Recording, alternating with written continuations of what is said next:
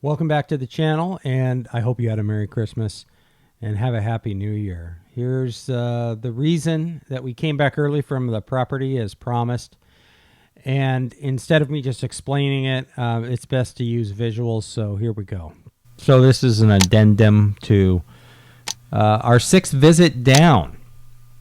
And I'll throw up a picture here so you can have an actual visual representation of it. But the best way to do this is for what you see on the screen here is for me to draw it so I can explain it a little bit better. When the surveyors came out and did the plot map or the site map or the property boundary evaluation, whatever you call it, and they marked the property lines, they didn't have to, but they noted the actual road in retrospect or in conjunction, whatever, with the easement. Now, the easement, if you see my marker here, my mouse, it's supposed to go straight across, and there's trees that line, oak trees and cherry trees, that line the easement here. This easement is 20 feet. The property line goes all the way back here. There's a fence line that runs right around in here. And then the easement includes the property line all the way to the end here. The easement part is 20 feet. So, and that's for people who live beyond, out this way. They come into my property line, and the easement allows them to travel to their property. It makes perfect sense, totally. Now, I don't have a problem with the easement at all, and we're working on keeping it. The problem is where the actual road lines up. And I've done a pretty bad job here of representing it. But what happens is people will come in here, if you see my mouse, and then they'll jog down and then continue on the road as it actually is. And that is 20 feet off the easement onto our property line. So the question becomes not necessarily the property per se, but where are we going to place the fence? Now, my intention is to keep the fence line onto the property line, but off the easement. So what I had done is I had figuring this was the actual easement here, where it says road as actually made off the easement. I went 5 feet further off and then started string lining the fence line. But the problem is when we looked at the survey map that the surveyors gave us, we're actually well off, 25 feet off the easement. So the question is, do I want to give up 20 feet, 25 feet, or do I want to make this road right and put it actually where it's supposed to be? So that's why we stopped. I can't really line out or dig the, auger the post holes for the farm fence unless I get this part right. There's a marker that's supposed to be down here. It's sort of like a two-post marker.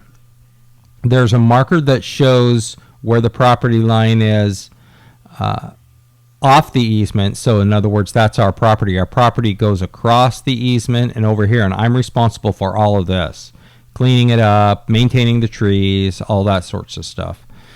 And then there's a marking part here that marks the beginning of the easement. So there's a whole post that's supposed to be here marked, and then a post on the boundary of the easement right around in here. The problem is, right around in here where our property begins after the easement. And so our property line would be, here. A fence line should run right across that part of the post. But the problem is because the road came down and over, this marker is completely destroyed. We don't even know where it is. So we need to have not only a marker of where this part is of the property line that marks the easement, but also the marker that marks the end of the easement and where my property line actually begins uninterrupted. So that's why we stopped, and that's why I came back a day early. And, we've called the surveyors. They're going to have to come out and mark it. And my builder will probably be there so we can actually know exactly where we can draw this fence line across the front of our property. In the meantime, what he's going to do is, if you've seen some, I'll throw up a picture, but I'll probably do it while I'm explaining it here. But if there's been so much oak and cherry tree damage here that there's limbs and everything over here. If you look at my property number 4 video, that you can see I started clearing all of this up between the trees all the way back to this fence line that runs across here. This fence line is somebody else's property that's way over in here. So what we're going to do is we're going to grade this all out. Not a few feet off the tree line, but we're going to grade this all out, which will give another 5 to 10 feet of road, so we can grade the new road and put this easement back where it's supposed to be. At least that's the plan, but it has to be confirmed by the surveyors first before we really do anything. But anyway, yeah, this caused some trouble. Over time, people have avoided like the limbs and the sticks that have the tree foliage here, and then people just started piling wood of fallen trees all into this part, and that, I think, what happened, sort of a natural progress, that made people say, well, heck, I'm going to avoid that, and they came down here and created a new road. The problem is that road is 20 feet into our line, and depending on what we want to do with it in the future, I want to make sure I have as much property as possible while also providing people the necessary road that they can have to get to their homes. So that's the dilemma, and that's why we stopped. And there you go. What can you do? It's a troubling and frustrating at times, but you want to get things right. Okay. All was not for loss. In the process, we modified the width of the gate entrance and angled the access line for big rigs to pull into the property if need be. The gate entry will now look something like this. Permitting is still outstanding, of course. Once we get those permits, we'll proceed, and things should start moving along more quickly, and that includes finishing the first half of the barn or garage, more minor clearing of the land, especially space for the garden and the orchard, moving electrical to the property, and then well drilling, setting up a drain field, finding out how much the land perks, that type of thing, and ultimately finishing off the garage, and then the pouring of the foundations, one for the house and one for the garage. As I noted in my video, Why Homestead, nothing about building your own life is easy. There will be setbacks, frustrations, and delays. This is all to be expected. We have become, it seems, too used to the easy life, but is it really all that easy? On the surface, it really does seem like it. We drive cars that increasingly drive themselves. We work behind desks all day. We think all food comes without effort from the grocery store. We live in a land of plenty, but that plenty has seemed to come with a price, and we have especially learned this after the COVID debacle. We cannot touch what this price is, but yet I think we all sense it. Tyler Durden said it best in my last video, and I shared that clip from Fight Club where he decries the plight of men who don't fulfill their nature. We seem to have bought into the lie that we in the most powerful nation on earth can have it all. We have forgotten what it is like to toil for our leisure. Particularly, men understand this sense of loss they feel. Yet, once we toil and succeed, there is no more gratifying sense of accomplishment, more than any desk job can give you. Joel Salatin calls this completing meaningful tasks, where self-worth is created and earned. Yet something has to give, it seems. Will you remain enslaved to the comfort of modern life or venture to carve something out better in your life? This is an individual choice that only you can answer. For me, at this point in my life, it was an easy decision to make. Or rather, I would say it was easy for me to remember. You see, I wasn't always this way.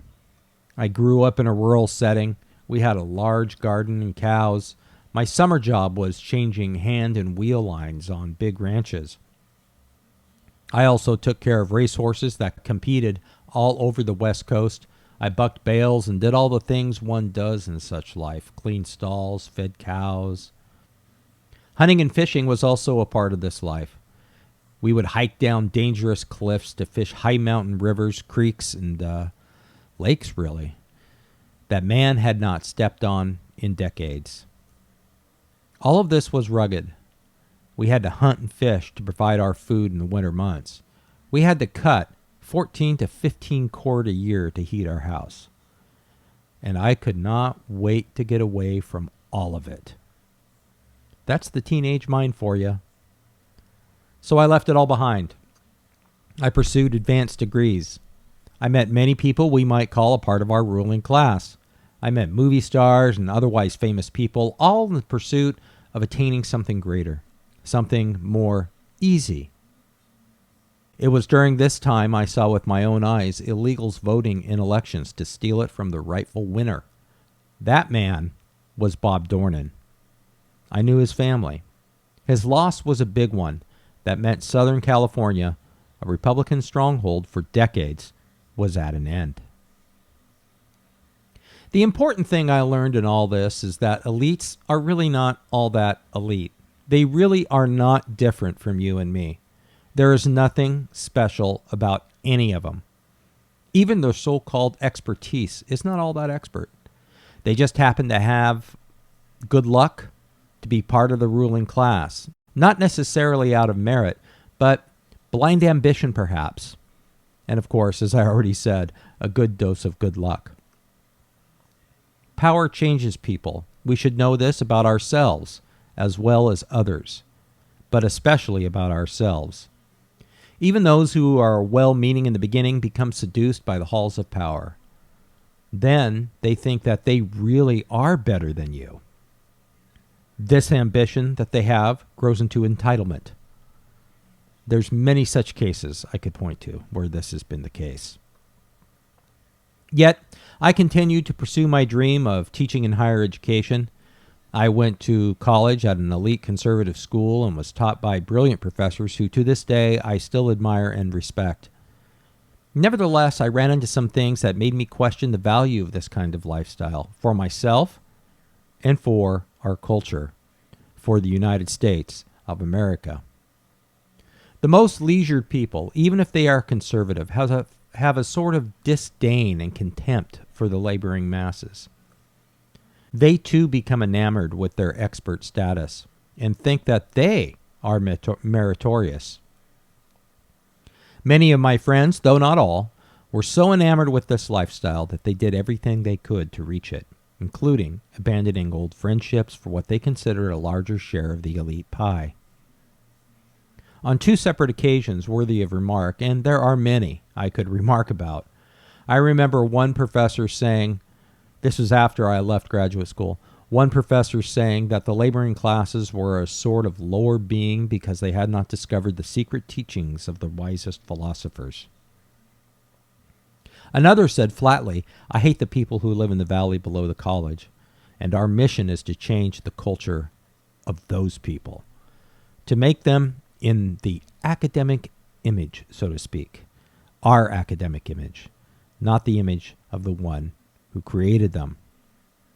This is arrogant to say the least, and mind you, I reiterate, these are from conservative professors. All of this grated against me at the time, for I too came from those people that they were criticizing. Those people, you might say, were my people. But I would be reassured that I had risen above them, they would tell me. I never bought that bullshit. I thought that in many ways those people were more wise than most all of people in academics. They had been taught by life, hard experience, frugal living, and a can-do spirit. They could tackle things that elites just couldn't because they had to tackle problems and solve them on their own. Elites really are slaves to the people in that way. They're slaves to the people they hate because they never learn to, say, change a tire on a car or truck. And I remember thinking, she's obviously crazy, but this is the unhappiest person I've ever met. I kind of can't wait to get out of here, take off with my buddy and go play. This woman is miserable, and that informs all of her views. So that was, 1978, 79. I wake up in 2015, and that's the entire Democratic Party sound like my friend's angry feminist mom, pissed at her husband, who she hates because he cheated on her, but you can kind of understand why, but he's still paying for the house with the pool. And I'm like, those politics, that very specific politics of affluent, unhappy people who have everything but really nothing inside at all, who've reached the terminus, the end stage of consumer society, where you can't distract yourself or medicate yourself enough to avoid the basic tragedy of your life, which is it has no meaning. And rather than solve that by believing in something with inherent value like God, you externalize all your disappointment and hate onto everybody else.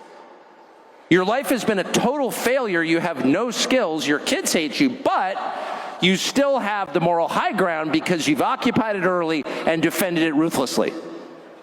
So people who had everything to be ashamed of diverted attention from their own failures by screaming at you about your moral inferiority, and you bought it. And I bought it, and all of us kind of bought it. It was you can't say this stuff out loud because it's embarrassing, and polite people don't say those things out loud, obvious things. You're idiotic. And no, boys can't become girls. And no, you don't get to run our foreign policy or energy policy. You can't even change the tire on your Volvo. You're useless and dumb. Through a confluence of events, I eventually left higher ed. Some of those events were my choice, others were not. Suffice to say, conservative, patriotic academics are not welcome in most colleges. There are exceptions to this, but they are far and few between. Nothing drove this point home more than when a friend of mine was driven from academics because he became, gasp, oh my goodness, a Christian. The college, the University of North Carolina at Wilmington, took his pension in the process. Over the next 10 years of litigation, he finally won, but he was so broken from the decade-long defense, sadly, he committed suicide. One must ask a question. If a job is so unsatisfying that you have to depend on it for your livelihood, with all the enemies that exist in it, with all the people that really deep down hate you, is it really worth it? The answer to this depends on your situation, of course.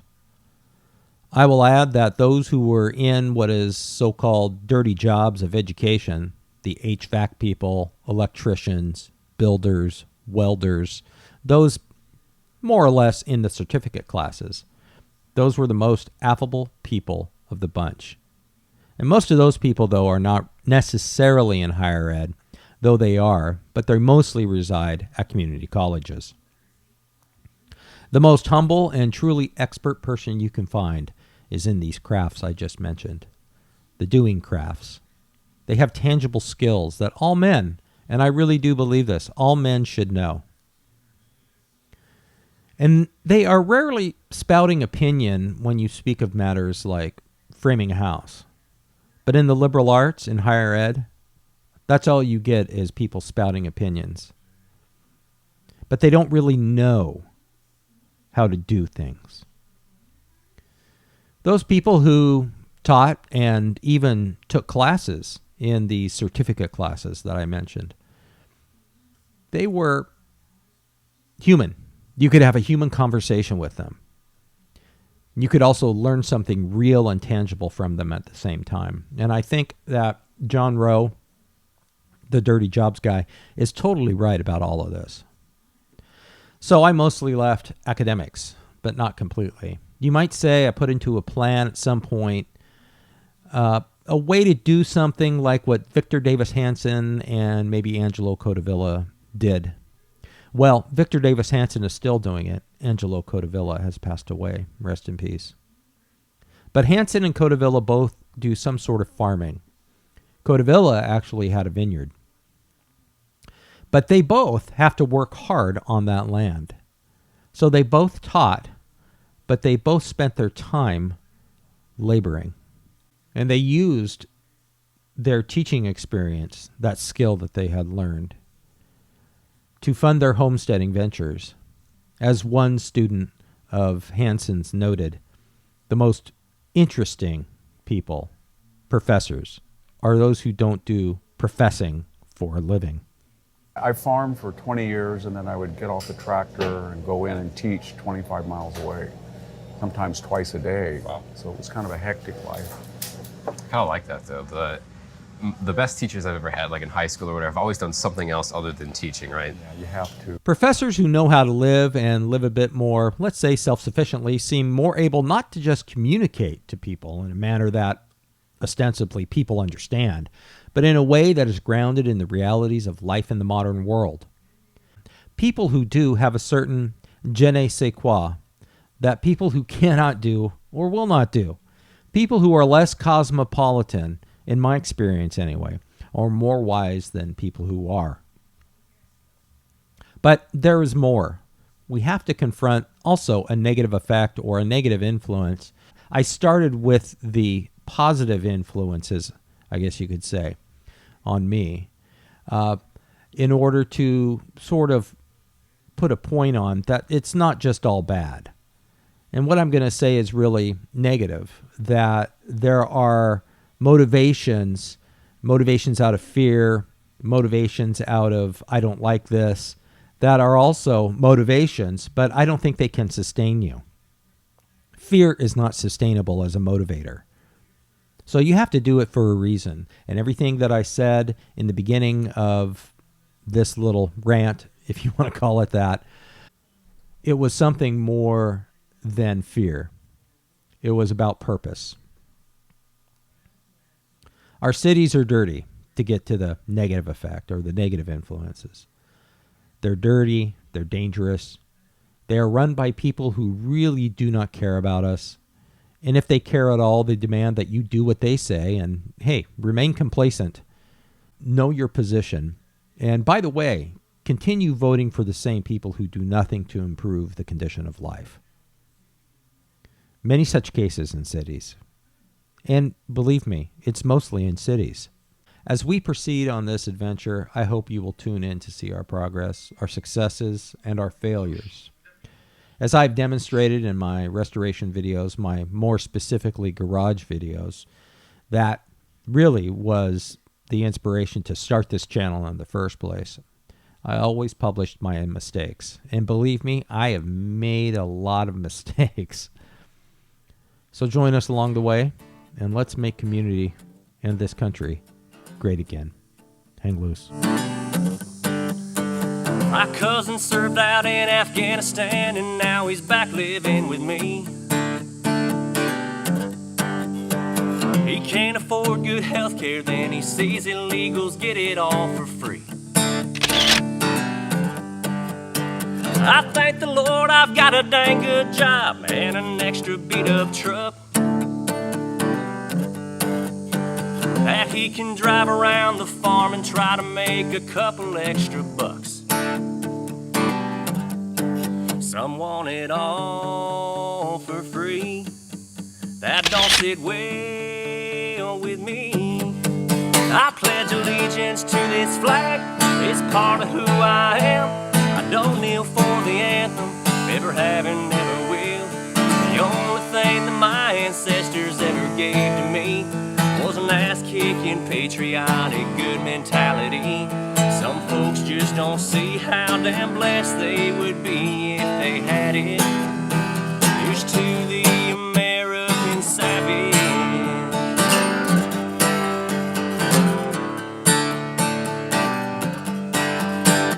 I'd like to defund welfare and deputize 10 million more today.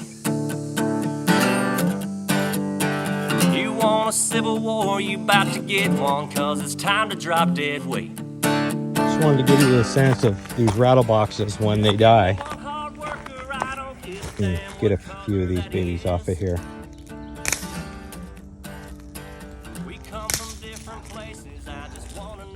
I'll hold them all together. Well, maybe I don't need to. I'm not sure if you can hear that. That's what these babies are. Rattle boxes.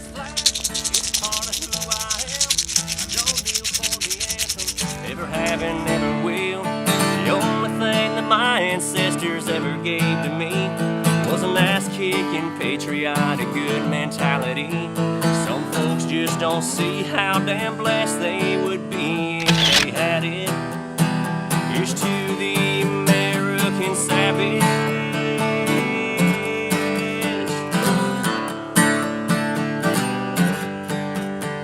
If evil is knocking outside of the gate, I say let 'em in, lock and load, and we wait.